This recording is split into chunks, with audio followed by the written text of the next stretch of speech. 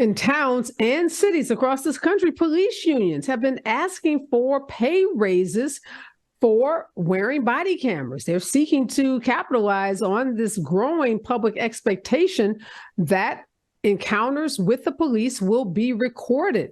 These unions argue that a pay raise compensates them for the added responsibility and the loss of privacy, they say, that comes from wearing cameras.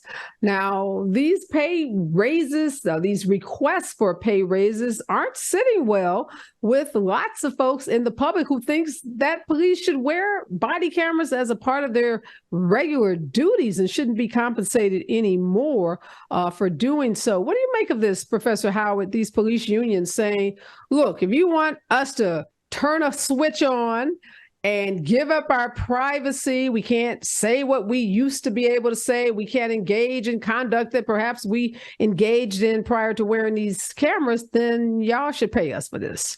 Yeah, this qualifies as the asinine story of the week. I'm sorry.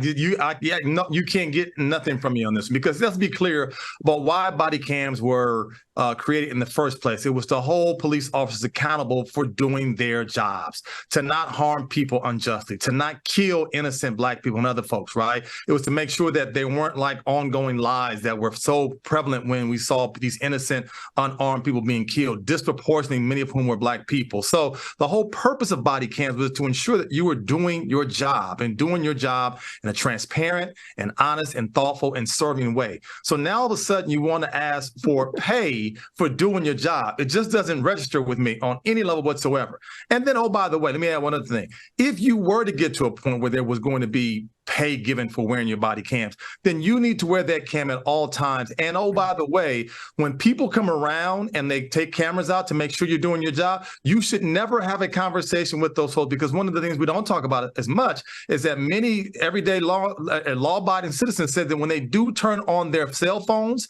to capture police behavior, they're quickly threatened by having their phones taken or told to move from the site. So this one just gets no traction from me, and I think we have to find another way for saying we want to increase police pay. Yeah, I think everybody agrees that police, firemen, school teachers, there are lots of first responders in our system who don't make the kind of wages that afford them the opportunity to buy a home or to, put their kids through college. And these jobs are dangerous. So I don't think you'd get much debate about police, good constitutional policing, and folks that do that kind of police, making a living wage. But Alan, really, should you get paid just because you turn on a camera? That really threw me. And I just want to know, are we missing something? I think Professor Dr. Howard got it, case closed, with that situation. It is important to understand the reason that some of the police unions have been problems along the way with regards to acting as Klan sort of anti-rally organizations to rally around bad police officers to protect the bad apples instead of putting them out in the open. And this is another such move. No one else who works at a bank or any building where there's a camera on you all day are they saying they deserve more pay. So that's just the funny fictional thing that I think that is sort of funny. And in the world of sort of civil pay, as someone who does substitute teaching, teachers do not make the money that police officers make, and they don't have the opportunities that police officers have. So when you look at that stratification of way people are paid, teachers at the bottom and police officers are at the top, and sometimes maybe firemen or somewhere in the middle. And we've already seen that many cases, many cases, you do not need a police officer. You need a cop or a social worker or some other person to address whatever issues going on, as we have seen in the last couple of weeks of Black children being shot over police, not addressing crime, arresting someone for taking out their garbage. Those type of things are troubling in my soul to say, you need more money for me to understand you're not doing your job.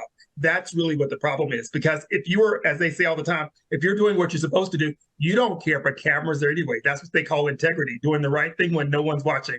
So that sort of tells me that you're sort of acting outside of the needs of what's confined by law, and no, you don't need additional money right now.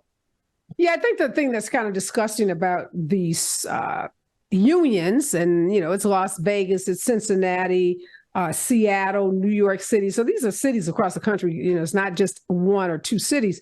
They're using this as leverage to get pay raises. So they're threatening the municipalities that they work for, that if they don't get pay raises that they want, then they should be getting paid for these body cameras. So, I don't know how seriously we are to take them, that they really believe that they should be paid for wearing the cameras as much as we know from some of these stories that this is just, leverage that they're trying to use to get overall pay increases.